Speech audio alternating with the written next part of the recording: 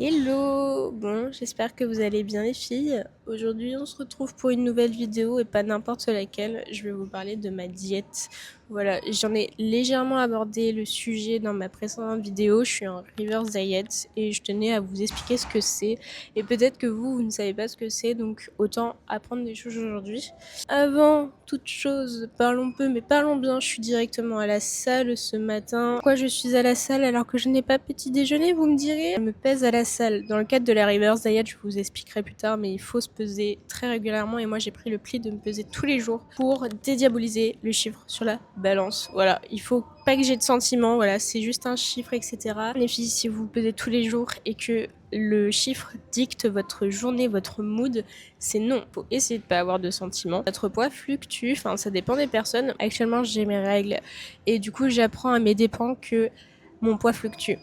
Mais ça peut être je perds du poids comme j'en prends du poids. Et donc du coup toute cette période c'est en train de m'apprendre à que c'est ok si ça affiche 300 grammes de plus sur la balance ce matin. C'est pas pour autant qu'il faut pas respecter ton quota de calories à la journée. Du coup bon bref, j'ai mon petit déjeuner avec moi, j'ai mes petits compléments alimentaires ici et ensuite ce que je vais faire c'est que je vais marcher 30 à 35 minutes sur tapis pour digérer un petit peu parce que si je me mets directement à ma séance je vais pas être bien, je me connais, je vais être ballonnée. Du coup vite fait pour ce matin pour vous présenter, j'ai un overnight oats, je l'ai fait avec 40 grammes de flocons d'avoine, un peu d'eau chaude, un yaourt de nature tout simple avec ma whey, ma isoclear parce que j'ai plus de whey à la vanille, du coup c'est un peu la S, donc c'est une isoclear à la pêche. Vous voyez les Danonino, vraiment ça fait exactement ça, un peu Madeleine de Proust, je dois bien vous avouer. Et à l'intérieur j'ai mis un petit peu d'abricot parce que je me suis dit pêche, abricot, vanille, ça peut très bien aller. Sans faire la dégustation avec vous. Alors il a pas aimé le voyage, ça donne pas envie. Hein. Écoutez, trust de process. Bon appétit. Je valide. Franchement, je valide. Mais je valide de ouf en fait. C'est trop bon. Ouais, non, je valide. Alors la Isoclear, c'est de chez ESN. Sinon, à côté, du coup, comme je l'ai dit, j'ai mes compléments alimentaires. J'ai des oméga 3. Là, exceptionnellement, j'ai un Nurofen Flash pour mes règles parce que j'ai mal. J'ai du magnésium pour la récupération et parce que je fais du sport. Pour mon petit bidou, j'ai du psyllium blond. Et il est tout nouveau, je l'ai intégré ce matin. C'est de la vitamine B3K2 pour les os. Et enfin, c'est pas un complément alimentaire, c'est un médicament qui m'a été prescrit par le médecin. Du Macrogold pour mon petit bidou. À cause de l'anorexie, j'ai un petit passé, comment dire, j'ai été addict pendant un an et demi de laxatif du collate. Du coup, je me retrouve, je vais le dire honnêtement, constipée H24. Quand vous prenez un laxatif, il va initier en fait la contraction intestinale. Il va faire que ce sera plus automatique dans votre corps. Il va devoir attendre que vous avez de nouveau un laxatif dans votre corps pour contracter. Voilà. Donc, il le fait plus automatiquement, ce qui est, ma foi, très gênant dans mon cas. Vraiment, les filles, prenez pas de laxatif. Ça fait 1 an et demi que je suis en recovery. Il va mettre du temps à se remettre. Même si j'ai beau avoir une alimentation équilibrée, saine, tout ce que vous voulez. J'ai testé plein de probiotiques, prébiotiques et tout, ça ne fonctionne pas. Moi, je vais vous laisser sur ce petit déjeuner bien sympathique. Je vous retrouve tout à l'heure. Et puis voilà. Hein.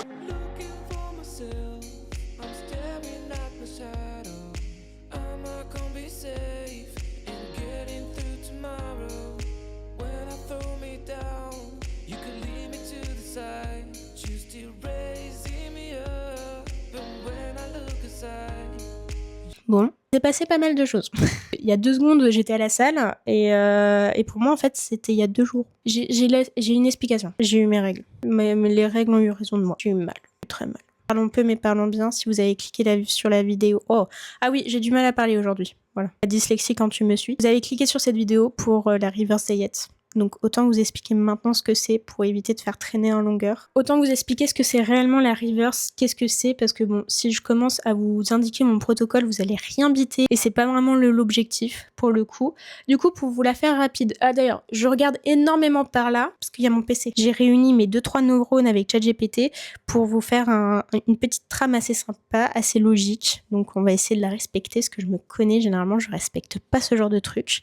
La reverse diet, en fait, ça consiste à augmenter progressivement ses calories sur une période donnée parce que de base, on était en période de restriction. Donc, je m'entends comme période de restriction, ça peut être quelqu'un qui souffre de troubles du comportement alimentaire, mais aussi un bodybuilder ou non, hein, un sportif de musculation qui à la fin de sa sèche, ou encore quelqu'un qui oublie de manger. Ça peut arriver dans des cas, ça m'est déjà arrivé quand j'étais en études supérieures, où clairement j'ai pas le temps de manger. Du coup, j'oublie de manger et mon apport énergétique à la journée est assez faible comparé à ce que je devrais manger tous les jours. La reverse diet, ça se base sur ce qu'on mange actuellement et ce qu'on devrait manger. donc aka la maintenance. Je vous expliquerai plus tard ce que c'est la maintenance. On est d'accord que si vous avez cliqué sur cette vidéo, ça veut dire que vous n'êtes pas forcément sensible aux apports énergétiques à la journée, au poids, etc. Et si jamais vous l'êtes, donc là on va faire un petit trigger warning, vous êtes sujette à de l'anxiété face au poids, face aux calories ou à de la comparaison malsaine, etc. Donc en gros, si vous souffrez d'anorexie,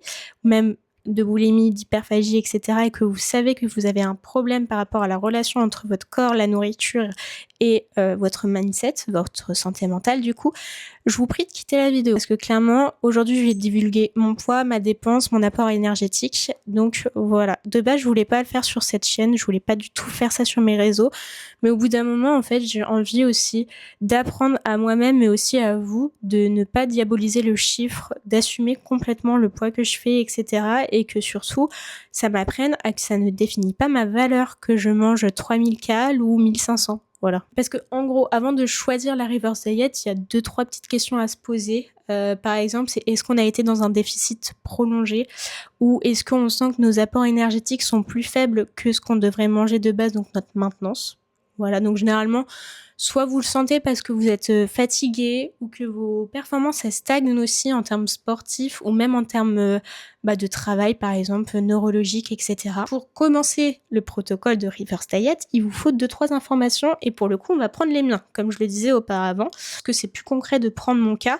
Prenez un stylo et une feuille parce que on va avoir besoin de votre âge, de votre poids, de votre taille, de votre nombre de pas, de nombre de séances aussi que vous faites et votre objectif à l'avenir. Normalement, moi, toutes mes informations elles vont être remplies par là du coup.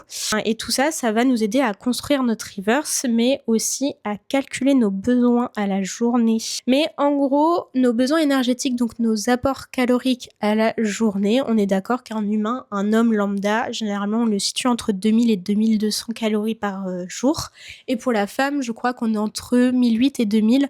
Et encore ça, je trouve que c'est un peu sous-estimé, mais on y reviendra plus tard. Du coup, ça, c'est le total que le corps dépense à la journée quand on fait de l'activité classique, physique et sportive. Mais tout ça, ça se détache en 4 blocs. On a le premier bloc, du coup, qui est le plus important, c'est le métabolisme basal. On entend beaucoup parler sur les réseaux, en mode votre métabolisme, il est bloqué, etc. Mais qu'est-ce que c'est vraiment le métabolisme pour le coup? C'est tout simplement l'énergie nécessaire au fonctionnement du corps. Donc je m'explique. En gros, si vous êtes alité dans un lit, c'est tout ce que le corps a besoin juste pour vivre. Du coup, ça, c'est plus ou moins élevé selon, du coup, votre poids, votre taille, votre sexe, votre âge, etc. Ensuite, on a aussi le mot NEAT qui revient assez souvent quand on parle d'apport énergétique à la journée de calcul. C'est tout simplement le No Exercise Activity Thermogenesis, si je le dis bien en anglais. C'est tout ce qu'on fait de spontané ou non hors activité sportive. On peut marcher d'un point A à un point B, aller faire la vaisselle, le ménage, aller faire les courses, etc. Donc tout ça, ça rentre dans le NEAT. C'est capté par la montre connectée avec le nombre de pas qu'on fait à la journée. Et du coup, notre pratique sportive, elle est définie comme HIIT, c'est le Exercise Activity Thermogenesis. Donc là, pour mon cas, c'est la muscu 4 fois par semaine et quelquefois 40 minutes d'escalier en zone 2. Et du coup, on se rend compte que la HIIT, en fait, c'est une toute petite dépense comparée à la NEAT et le TEF, Thermic Effect of Food. C'est ce que le corps dépense pour juste digérer les aliments. Moi, au début, je pensais que la HIIT, elle représentait bien plus que ça, mais pas du tout. Vraiment, c'est minuscule. C'est que ma montre, elle surestime la musculation. Des fois, je peux être là pendant 1h15 à faire de la muscu et elle m'affiche du 400 calories brûlées. La muscu, en fait, ça brûle pas tant de calories que ça, pour le coup. Et c'est surtout que ça dépend, en fait, de votre gabarit et de votre composition corporelle en termes de brûlage de calories. Et ce qui m'a rendu dingue, et je le savais pas, c'est qu'en fait, on dépense plus à la journée pour digérer les aliments que quand on fait du sport. Du coup, on a tous ces facteurs-là qu'il faut prendre en compte pour calculer notre métabolisme. Et j'avoue que pour le calculer, on peut être assez perdu parce qu'il y a tellement en fait de calculs de base, etc. Moi personnellement, j'utilise le calcul de Harris et Benedict de 1919. C'est peut-être pas le plus précis. De toute façon, sur tous les calculs qu'on va avoir, ça sera qu'une fourchette parce qu'on ne peut pas réellement savoir ce que le corps dépense à la journée. Du coup, moi, je me rends sur ce site pour calculer et on voit du coup quand je rentre toutes mes informations, je mets toutes mes informations, donc quand je vous dis âge, poids, activité, patati patata. Du coup, moi, j'arrive à une maintenance qui peut être de 2200 calories minimum à 2400 maximum, selon mon NEAT, voir si je marche beaucoup et tout. Et actuellement, je suis entre 18 000 et 20 000 pas par jour. Du coup, je peux me situer un peu plus haute en termes de dépenses, donc je suis à 2300 calories, du coup, pour mon petit gabarit de 58 kilos. Et ça, c'est juste le nombre du coup de calories que je dois manger à la journée pour ne prendre mais ni perdre de poids. Et pour le coup, autant vous dire directement, j'en suis très loin. Je ne mange pas 2300 calories à la journée, clairement pas. Pour savoir exactement ce que je mangeais à la journée, j'ai juste pris mon téléphone. Attendez. Ah bah non, je suis en train de filmer avec. J'allais dire, attendez, je vais vous le chercher, mais non, je suis en train de filmer avec la teuteux. Putain, il est fort ce con. J'ai téléchargé MyFitnessPal pour pouvoir calculer. Alors, ça peut être chiant au début parce que j'avais perdu l'habitude de tout peser, etc. Et il s'est avéré que je mangeais 1600 calories par jour, ce qui est rien du tout. Je crois que de mémoire, c'est même pas un apport d'un ado de 14 ans. Vous vous rendez bien compte qu'entre 1600 calories et 2300, il y a quand même un gap assez immense. Et je ne répartissais pas correctement mes macros, dans le sens où je mangeais trop de protéines. Je me suis fait influencer en fait par les lobbies alimentaires, parce que maintenant, aujourd'hui, vous pouvez trouver tout et n'importe quoi riche en protéines. Il y a pas longtemps, j'ai vu des céréales Lion, le truc le plus transformé, et on te rajoute de la prot. Et je crois qu'en plus, en regardant vraiment le paquet, c'est pas si flagrant que ça.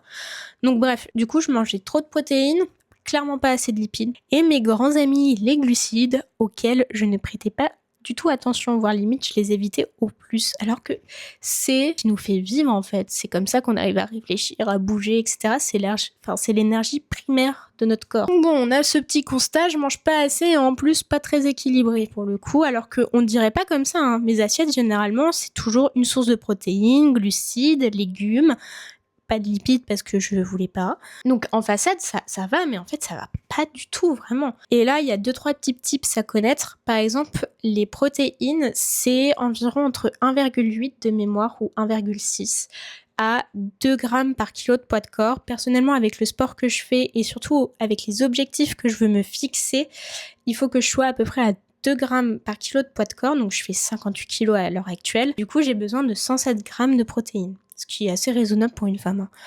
Ensuite, les lipides, pour les lipides, on se situe à 1 gramme par kilo de poids de corps. Donc, il m'en faut, on va arrondir ça à 60.